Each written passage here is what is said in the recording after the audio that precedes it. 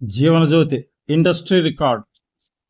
తెలుగు చలనచిత్ర చరిత్రలో 4 థియేటర్లలో 100 రోజులకే 4 లక్షలు వసూలు చేసిన మొట్టమొదటి చిత్రం నవలా నాయకుడు శోభన్ బాబు నటించిన నవలా చిత్రం జీవనజ్యోతి. జీవనజ్యోతి చిత్రం మే 16, 1975 నాడు విడుదలై విజయవాడ దుర్గా కళామందిరంలో 111 రోజులు ఆడి 5 లక్షలు, గుంటూరు నాజ్ డీలక్స్లో 111 రోజులు ఆడి 4,11,000, విశాఖపట్నం సరస్వతిలో 104 రోజులు ఆడి 4,17,000, హైదరాబాద్ శాంతి ఏసీలో 104 రోజులు ఆడి 6,10,000 వసూలు చేసి అంతకు ముందెన్నడూ మరే ఇతర చిత్రము వసూలు చేయని విధంగా రికార్డు సృష్టించినది.